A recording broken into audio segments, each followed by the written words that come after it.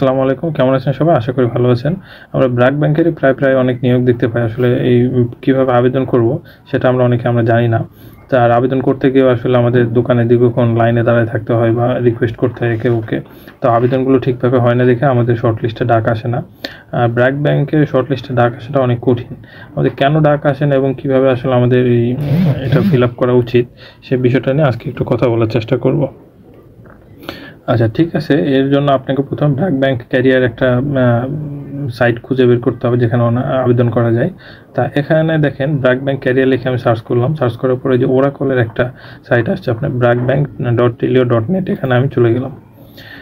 আচ্ছা, এখানে যাওয়ার পরে এরকম একটা ইন্টারফেস দেখবেন। যেহেতু আমি ধরে নিচ্ছি যে আপনাদের কারো অ্যাকাউন্ট খোলা নাই, অ্যাকাউন্টটা আমি খুলে দেখাবো। এখানে সাইন ইনে ক্লিক করলাম।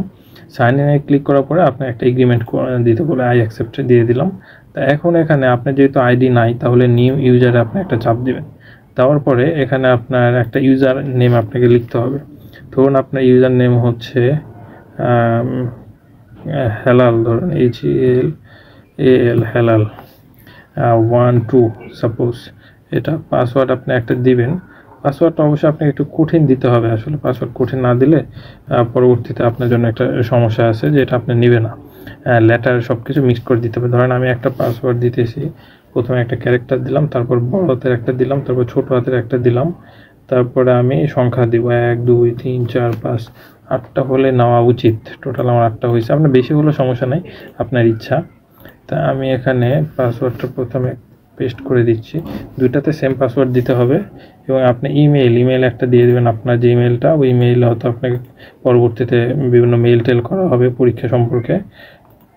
তা আমি একটা আপনাদের পরীক্ষামূলকভাবে অ্যাকাউন্ট দেখাবো। এই কারণে টেম্পোরারি একটা মেইল নিয়ে আমি রেজিস্ট্রেশনে চাপ দিলাম। আচ্ছা, রেজিস্ট্রেশনে চাপ দেওয়ার পরে আমার অ্যাকাউন্টে এদিকে হয়ে গেছে। আর আপনাদের ওই মেইলে একটা মেইল চলে যাবে। লিঙ্ক গেলে ওই লিঙ্কে আপনারা ক্লিক করে অ্যাকাউন্ট অ্যাক্টিভ করতে পারেন, বা যাই হোক ওটা না হলেও চলবে, কিন্তু আপনাদের ওখানে যাবে একটা মেইল ওই আইডিতে। এখন এখানে আমি সার্কুলার দেখতে পাচ্ছি কোনটা আপনার অ্যাভেলেবল আছে সেটা আমি দেখতেছি। এখন আমি করব কি, খান হেলাল নামে একটা প্রোফাইল তৈরি করব। এই যে প্রোফাইলে চাপ দিলে আমার একটা অপশন চলে আসবে এরকম। তা আপনার যদি কোনো সিভি থাকে, রিজুমি থাকে, সেটা হচ্ছে আপনি এখানে বলবেন যে আই ওয়ান্ট টু আপলোড।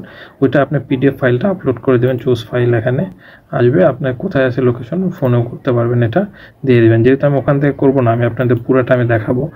এখানে আমি I don't want to upload A resume দেখাবো। সেভ অ্যান্ড কন্টিনিউ চাপ দেবেন একটা। তারপরে এখানে পার্সোনাল ডাটা আপনি কোথায় থেকে তথ্যটা পাইছেন, ব্র্যাক ব্যাংক দিয়ে দিচ্ছি। তারপরে হচ্ছে আপনার টাইটেলটা কি, ছেলে নাকি মেয়ে। আপনার ছেলে হলে মিস্টার এবং মেয়ে হলে MS। এটা মিস হয়ে যাবে তখন। তারপরে আপনি ধরেন এখানে আপনার ফার্স্ট নেম লিখলেন।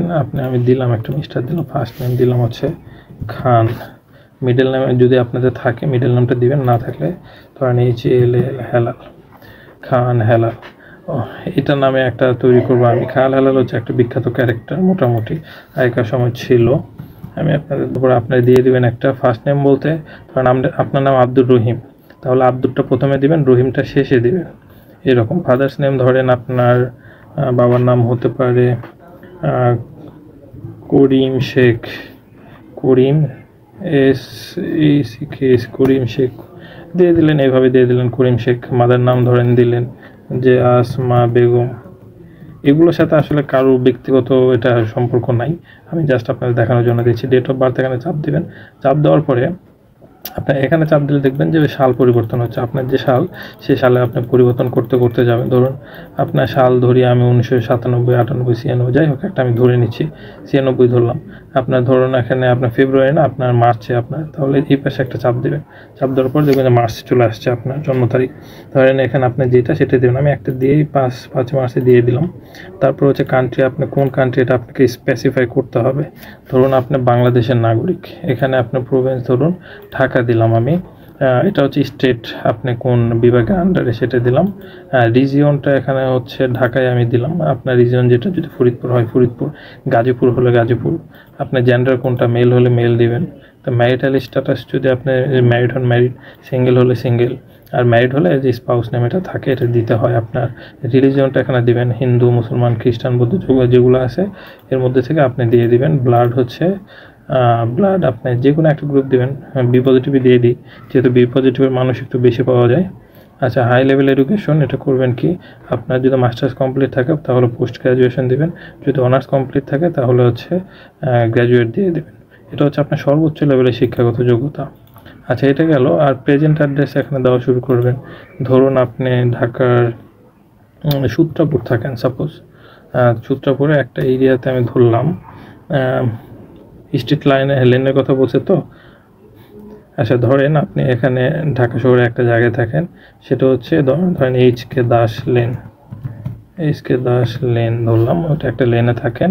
অ্যাড্রেসের বাকি অংশটা হচ্ছে ধরেন আপনার বানিয়ানগর।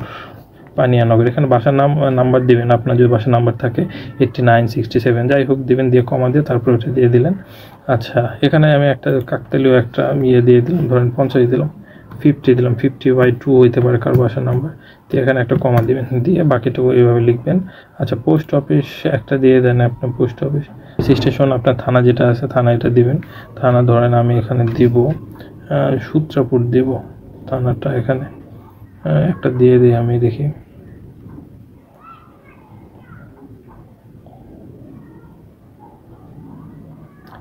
এগুলো একটু সময় লাগবে আপনার খুঁজে বের করতে, কারণ বাংলাদেশের সকল থানা মোটামুটি দেওয়া আছে। আমি এসে চাপ দিলাম, তাই এস দিয়ে আমার যতগুলো আছে সেটা আসবে। ধরেন সূত্রাপুর, এই যে এস সূত্রাপুর আমি দিলাম, তারপর হচ্ছে উপজেলা আমি ওই যে থানাটাই দিয়ে দিলাম, দেখি। আচ্ছা, সদরপুর দিলাম, সাপোজ আমি এগুলো কাল্পনিক দিচ্ছি, আপনার উপজেলাটা এখান থেকে খুঁজে বের করে নিয়ে নেবেন। যদি আপনার উপজেলা এ দেওয়া হয় তাহলে এ দিয়ে খুঁজবেন, এতে একটা চাপ দেবেন ল্যাপটপ বা ইয়াতে, বি হলে বিতে খুঁজবেন, একটা বি দিয়ে খুঁজবেন, এভাবে। আচ্ছা, ল্যান্ডমার্ক হচ্ছে আপনার ওইখানে যদি কোনো বড় বিল্ডিং বা কিছু থাকে যেখানে মানুষজন যায়, যেমন ধরেন আপনি ওখানে হইতে পারে আপনার ধরেন কবি নজরুল কলেজের পাশে আপনার বাসা, তা আমি ওখানে লিখবেন যে কবি নজরুল কলেজ, অর্থাৎ এখানে আসলে আপনাকে আপনার যে এরিয়াটা, ওই এরিয়াটা সম্পর্কে কাউকে জিজ্ঞেস করে বলবো যে এই রাস্তায় যান, এই জন্য এটা দেওয়া হয়। এটা ব্র্যাক ব্যাংকেই সবচেয়ে বেশি ইউজটা করা হয়। আচ্ছা, সিটি ধরুন আপনার সিটি মনে করেন আপনার ঢাকা সিটি, পোস্টাল এরিয়া ধরেন ওই এরিয়া তো হচ্ছে 1110, তারপর ডিভিশন ঢাকা দিয়ে দিন, আপনার যে ডিভিশন সেই ডিভিশন দিবেন। এটা প্রেজেন্ট অ্যাড্রেস আমরা ফিল আপ করতেছি। তারপরে হচ্ছে আর এখানে হচ্ছে ডিস্ট্রিক্ট যেটা আছে এটা আমি দিয়ে দিচ্ছি। এরপরেরটা আমি দিব কি, ঢাকায় আমি দিই, এরপরেরটা ঢাকায় আমি দিলাম, ডিস্ট্রিক্ট এটা। আচ্ছা, ঠিক আছে। এটার পরে আপনার করবেন কি, পার্মানেন্ট অ্যাড্রেস আপনার এইভাবে বসাবেন। পার্মানেন্ট অ্যাড্রেস ধরেন ওই যে একই সেম পার্মানেন্ট অ্যাড্রেসটাও অনেক সময় হইতে পারে, আমি কপি করে নিয়ে আসতেছি জাস্ট আপনাদের দেখানোর জন্য। এটা আসলো, তারপর হচ্ছে এখানে একটা দিয়ে দিলেন, অ্যাড্রেস লাইন একটা, যাই হোক আপনার যা মনে চায় একটা দিয়ে দিলেন। আচ্ছা, পোস্ট অফিস যেটা আছে পোস্ট অফিসে একটা দিয়ে দিলেন, আদিতমারি পোস্ট অফিস আমি দিলাম। নিয়ারেস্ট ল্যান্ডমার্ক একটা দিলেন, নজরুল ইনস্টিটিউট, আচ্ছা দিলাম একটা, ইনস্টিটিউট বানান হয় নাই, এটা ঠিক করার দরকার নাই এত কষ্ট করে। সিটি ধরেন ঢাকা, আপনার এই অ্যাড্রেস এইভাবে আপনি ফিল আপ করবেন। আমি ফিল আপ করতেছি এই কারণে যে এগুলো ফিল আপ না করলে আমি পরবর্তী পেজে যাইতে পারবো না, আপনাদেরকে আমি দেখাতে পারবো না, এই কারণে এটা ফিল আপ করা। আসলে ডিভিশন আপনি দিলেন, আবারও ঢাকা দিয়ে দিলাম আমি, ডিস্ট্রিক্ট ওইটা আবারও আমি ঢাকা আমি দিব, যাতে তাড়াতাড়ি হয়। আচ্ছা, এখানে আপনার তারপর করতে হবে, আপনি অ্যাক্টিভ ফোন নাম্বার দিতে হবে। অ্যাক্টিভ ফোন নাম্বার আপনি একটা দেন 01। আচ্ছা, আপনার ন্যাশনাল আইডি কার্ডের নাম্বারে আপনি দিয়ে দিবেন, ন্যাশনাল আইডি কার্ডের নাম্বার কত ডিজিটে জানি নেয়, আমি সঠিক আমার মনে নাই, তা আপনি দিয়ে দিলেন। তারপরে হচ্ছে পাসপোর্ট, এটা লাগবে না, পাসপোর্ট ইস্যু ডেট এগুলো দিতে হবে। স্টুডেন্ট আইডি এটা আপনার প্রয়োজন নাই, যদি ইন্টার্নশিপে যদি আপনার কাজ করা থাকে তাহলে আপনার এটা দিবেন, কাজ করার হলে এটা দিবেন। আচ্ছা, কারেন্ট কম্পেনসেশন, আপনার জব যেহেতু নাই, কারেন্ট জবের এক্সপিরিয়েন্স আপনি দেন নাই, তাহলে এটা লাগে না। আচ্ছা, আর যদি লাগে তাহলে জব করা থাকলে এখানে কত টাকা বেতন পান সেটা দিবেন, কত টাকা আপনি পরবর্তীতে আশা করেন ব্র্যাক ব্যাংকের কাছ থেকে সেটা দিবেন। প্রিফারেড লোকেশন করবেন কি, এটা নট অ্যাপ্লিকেবল এই কারণে দিবেন, তাহলে ওনারা মনে করবে যে আপনাকে যে কোনো জায়গায় কাজে দেওয়া যাবে, আপনাকে ডাকার সম্ভাবনাটা বাড়বে শর্ট লিস্টে। আচ্ছা, প্রেজেন্ট ওয়ার্ক লোকেশন, যদি কাজ করেন ওয়ার্ক লোকেশন আপনি একটা দিয়ে দিবেন, ঠিক আছে। আর এখানে আপনার রিলেশন ডিক্লারেশন, এখানে যদি ব্র্যাক ব্যাংকে আপনি কোনো রিলেশনে কেউ কাজ করে আপনাদের পরিচিত সম্পর্কে, তার সম্পর্কে ডিটেলসটা লিখতে হবে। এক্ষেত্রে আমি বলবো যে আপনি এই রিলেশন এটা অ্যাভয়েড করলে ভালো হয়। কারণ আমি ইন্টারভিউ দেওয়ার সময় পেয়েছিলাম, যিনি রেফারেন্স আসছিলেন ওনাকে একবার ইন্টারভিউ বোর্ড থেকে বের করে দিয়েছিল। তাই কারণে আমি বলবো যে আপনারা অ্যাভয়েড করুন। আচ্ছা, তারপরে হচ্ছে এখানে আপনারা করবেন কি, সেভ অ্যান্ড কন্টিনিউ চাপ দিবেন। এখানে যদি ইচ্ছা হয়, আচ্ছা, সেভ অ্যান্ড কন্টিনিউ এক্সপিরিয়েন্স আর ফ্রেশ গ্র্যাজুয়েট ইজ ম্যান্ডেটারি। আচ্ছা, আমি এখানে দিই নাই, ফ্রেশ গ্র্যাজুয়েটটা দিলে আমার এগুলো দেওয়া লাগতো না। আচ্ছা, আমি ফ্রেশ গ্র্যাজুয়েটটা আমি দিয়ে নিলাম। আচ্ছা, এইবার total work experience is mandatory, station is 0। আচ্ছা, এখানে যাদের ওয়ার্ক এক্সপিরিয়েন্সটা নাই ওনারা 0 দিবেন আপনি, কারণ এখানে 0-র কথা বলছে। তারপরে আমার একটা আছে পুলিশ স্টেশন, কোথাও মিস গেছে আমার, আমি একটু বলছি।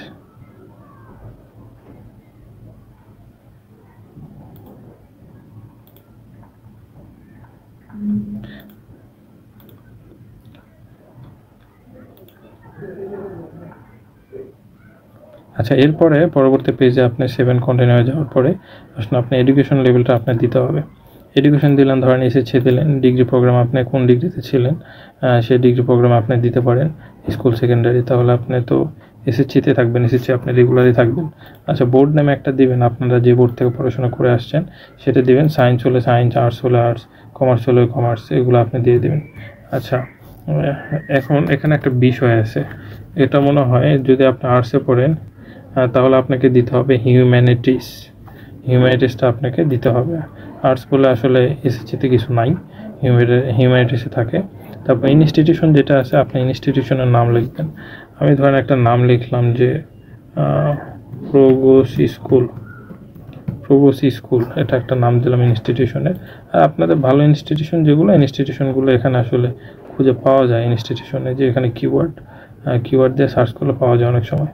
আচ্ছা, যাই হোক, এটা প্রয়োজন নাই আমার, আপনার নাম লিখে দিবেন একটা। আচ্ছা, এডুকেশনে এখানে হচ্ছে জিপিএ কত পাইছেন আপনি সেগুলো দিতে হবে। তার আগে এখানে আর কয়েকটা বিষয় আমি দেখিয়ে দিচ্ছি। তা আপনার মেজর এখানে আসলে হিউম্যানিটিসে যারা পড়ে আসছেন বা সায়েন্সে যারা পড়ে আসছেন ওই সময় মেজর বলতে আসলে কিছু নাই এরকম।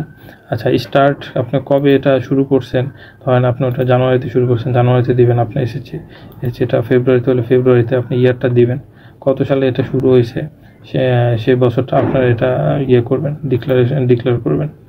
আচ্ছা, যাই হোক, স্টার্টিং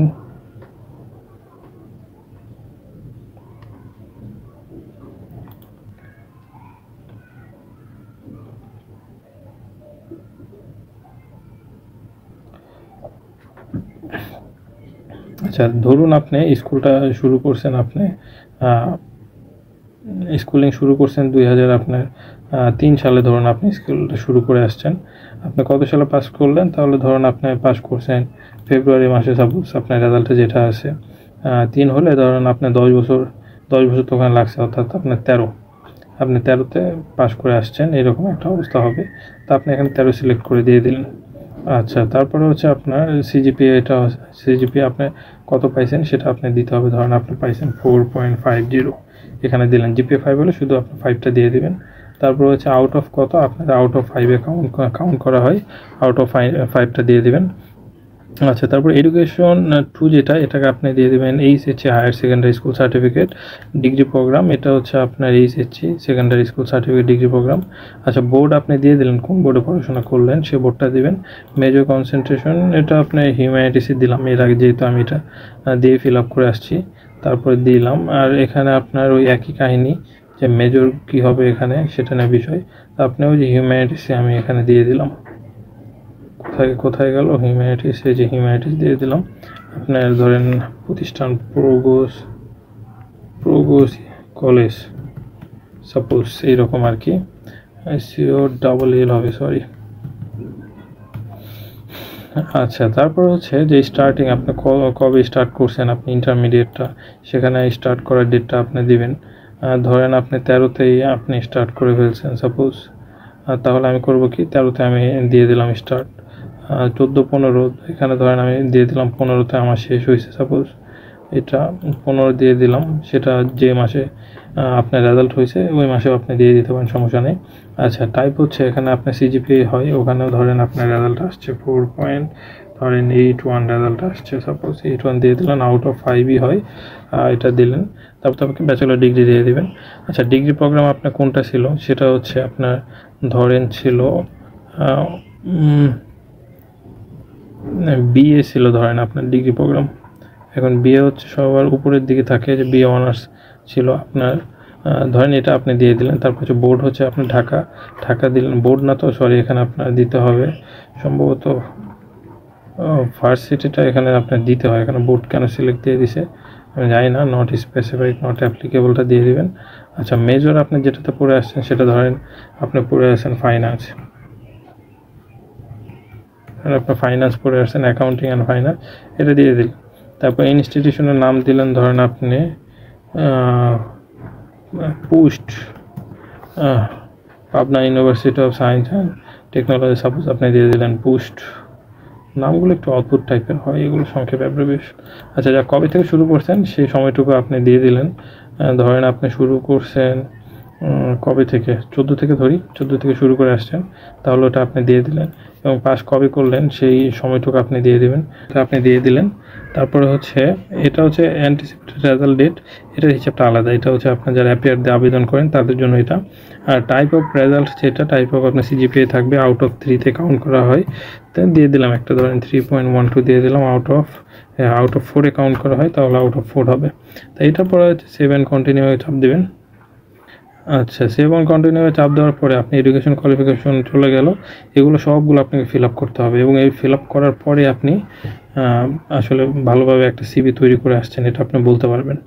আচ্ছা, ওয়ার্ক এক্সপিরিয়েন্স যেটা আছে, ওয়ার্ক এক্সপিরিয়েন্স যদি থাকে আপনি ওয়ার্ক এক্সপিরিয়েন্স দিবেন, আর ওয়ার্ক এক্সপিরিয়েন্স না থাকলে এটা আপনার দেওয়ার দরকার নেই, সেভ অ্যান্ড কন্টিনিউ চাপ দেবেন। আচ্ছা, তারপরে আপনার সার্টিফিকেশন, যদি আপনি কোথাও ট্রেনিং করে থাকেন, এই সার্টিফিকেটগুলো আপনার কোন ট্রেনিং করে আসছেন, কী টাইপের ট্রেনিং করে আসছেন, এগুলো আপনাকে দিতে হবে। এই যে এখানে ট্রেনিং আছে, কোনো এই যে এখানে আরও অনেকগুলো আছে, আপনার করা ট্রেনিংগুলো এখানে আপনার থাকলে ওটা সিলেক্ট করবেন, আর না থাকলে এটা নাই, সমস্যা নেই। তারপরে হচ্ছে ইস্যু কোন অর্গানাইজেশন থেকে আপনি ট্রেনিংটা করে আসছেন, কমপ্লিশন স্টেজ, এগুলো দিয়ে দিবেন আপনার যদি থাকে, সময়টা এখানে দিবেন, ইস্যু কবে সময় করা হয়েছে, আবার এক্সপায়ার ডেট যদি থাকে আর কি, এক্সপায়ার ডেটগুলো দিয়ে দিবেন। সেভ অ্যান্ড কন্টিনিউ চাপ দিলাম। এর পরবর্তী স্টেজে চলে গেলাম আমি। রেফারেন্স যেটা আছে, আপনার রেফারেন্স কিন্তু এখানে মাস্ট দিতে হবে, রেফারেন্স না দিলে আপনার এটা হবে না। এখানে রেফারেন্সের যাকে দিবেন উনি অবশ্যই আপনাকে চিনবে, এবং উনি ভালো একটা কোনো চাকরি বাকরি করে বা বিজনেস করে ভালো একটা জায়গায়, যে আপনাকে বলবো যে হ্যাঁ ওনাকে আমি চিনি, সমস্যা নাই ওনার এরকম। তো এইরকম দিবেন। রিলেশন বিশেষ করে আত্মীয় স্বজনের মধ্যে থাকলে ভালো হয়, না হলে টিচার দিয়ে দিবেন, টিচার যে আপনাকে চিনে, কলেজের টিচার হতে পারে, ভার্সিটির টিচার হতে পারে। তারপরে আপনি কতদিন যাবত এখানে পার্সনটা পরিচিত সেটা এখানে দিবেন। এখানে অর্গানাইজেশন আর আপনার পার্সন উনি কিসে চাকরি করেন, ওনার ডেজিগনেশনটা কি। টিচার হলে টিচার দিবেন, অ্যাসোসিয়েট প্রফেসর হলে অ্যাসোসিয়েট প্রফেসর দিবেন, লেকচারার হলে লেকচারার দিবেন, বা আপনার কোনো কোম্পানির যদি আপনি জিএম হয় জিএম দিলেন, জেনারেল ম্যানেজার, এখানে কোম্পানি বা প্রতিষ্ঠানের নাম লিখবেন, রিলেশনটা লিখে দিবেন। আপনি রিলেশন হলে টিচার স্টুডেন্ট হবে, অথবা আঙ্কেল আন্টি বা যাই হোক, এটা হয়ে যাবে। এভাবে আপনারা দিবেন। লোকেশনটা কোথায় আছে ওনার লোকেশনটা দিয়ে দিবেন, ফোন নম্বর।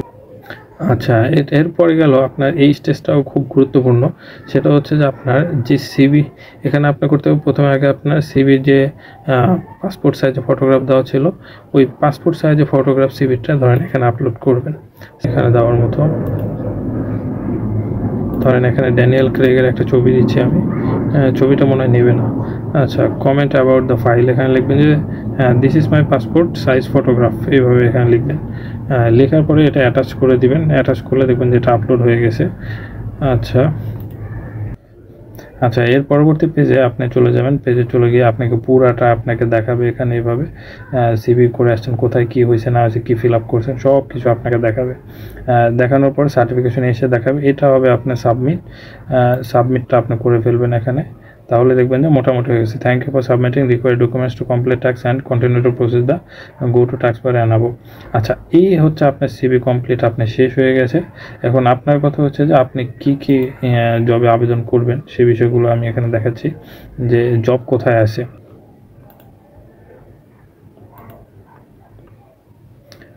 আচ্ছা, ওখানে জব সার্চের যে অপশনটা ছিল এই পাশে জব সার্চের অপশনে চাপ দিলে আপনার এখানে জব কোনগুলো আছে পজিশনগুলো আপনাকে দেখাবে। এখন এখানে ধরেন আপনি এই যে ইমার্জিং কর্পোরেট, এখানে আপনি সার্চ ক্লিক করলেন, ক্লিক করার পরে ওখানে আপনি যদি আবেদন করতে চান, ওই আবেদনে যে এখানে আপনার থাকলো যেমন খান হেলাল দিয়ে আইডি করলাম আমি, আপনার থাকলো লগ ইন করা। এটার পরে আপনি করবেন কি, এগুলো ভালো করে আগে পড়ে আসবেন, আবারও পড়বেন ইচ্ছা হলে, পড়া আসলে দরকার। তারপরে হচ্ছে অ্যাপ্লাই অনলাইনে ক্লিক করবেন। আচ্ছা, অ্যাপ্লাই অনলাইনে ক্লিক করলে তারপরে আপনার বলবে যে সিভি আবার আপলোড করতে চান কি না। আপনার যদি থাকে তাহলে করবেন, আর সিভি যদি না থাকে তাহলে এটা করবেন না, ঠিক আছে। তারপরে আপনাকে করবে কি, এগুলো সবগুলো আবার একটা একটা করে আপনাকে শো করাবে।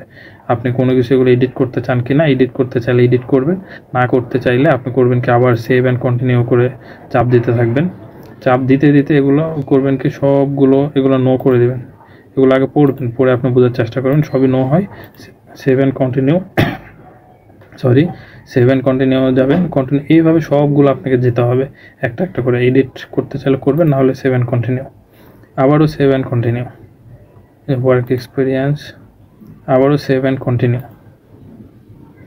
এটা এখানে আপনার যে এক্সট্রা কারিকুলাম অ্যাক্টিভিটিস এগুলো যদি দিতে চান এগুলো দিবেন, কোথাও একটা এক্সট্রা কারিকুলাম অ্যাক্টিভিটিস করে থাকলে এগুলো দিবেন। এটা মানে আপনি আবেদন করতেছেন কিন্তু সিভিতে এখন ওদের পোস্টে। তারপরে এগুলো আবার রিভিশন দিবেন, এগুলো রিভিশন দিয়ে সেভ অ্যান্ড কন্টিনিউ যাবেন। কন্টিনিউ যাওয়ার পর ফাইল অ্যাটাচমেন্ট যদি আপনি করতে চান করবেন, আর যদি না করতে চান তাহলে এই যে আপনি যে অ্যাটাচমেন্টটা করে আসছেন রিজুমি, এগুলোতে আপনি একটা টিক চিহ্ন দিবেন। টিক চিহ্ন দিলে এটা দেখবেন যে আপনার ওই ছবিটা ওরা তখন ওই ইয়াতে নিয়ে নেবে। এটা আমার নেয় নাই আমার ছবি। আর এখানে ই সিগনেচার, যেটা ই সিগনেচারটা আপনার নিজের নামটা লিখবেন, এমডি ধরেন খান হেলাল, এটা ধরেন আপনি ই সিগনেচারটা দিবেন, দেওয়ার পরে আপনার কাজটা হয়ে যাবে মোটামুটি। আচ্ছা, রিভিউ করবেন এরকম, রিভিউ করা শেষ হয়ে গেলে, সব কিছু রিভিউ করা শেষ হয়ে গেলে সাবমিট, এই যে এখানে আপনার সিগনেচার আসছে এবং thank you for process complete, এই যে আপনার আবেদন করা শেষ। ব্র্যাক ব্যাংকে এই যে এতগুলো যে আপনি অপশনগুলো দেখলেন, এগুলো ব্র্যাক ব্যাংক এমনই, আসলে আপনার সব কিছু এবার বারবার দেখে শুনে বুঝে আপনাকে আবেদন করাবে। পরবর্তীতে বলবেন যে না আমি তো আসলে এটা মিস্টেক হয়েছে বা এই হয়েছে সে হয়েছে, আপনাকে বারবার সুযোগ দিবে। এই সুযোগগুলো যদি আপনি ভুল করেন তাহলে আসলে শর্টলিস্টে ডাকাটা টাফ পরবর্তীতে, বা ইন্টারভিউ বোর্ডেও যদি আপনাকে মনে হয় যে আপনি কোনো একটা মিথ্যা তথ্য বা ভুল তথ্য দিয়ে আসছেন, ওনারা এটা অ্যাকসেপ্ট করে না। আচ্ছা, যাই হোক, এটা হচ্ছে যে আপনাদের সামগ্রিক প্রসেসটা আমি দেখালাম। এরপরে যদি কোনো কিছু আপনাদের বুঝতে সমস্যা হয় আমি যত দ্রুত সম্ভব উত্তর দেওয়ার চেষ্টা করব। আচ্ছা, ভালো থাকুন, সুস্থ থাকুন, আজকের মতো বিদায় নিচ্ছি, আল্লাহ হাফেজ।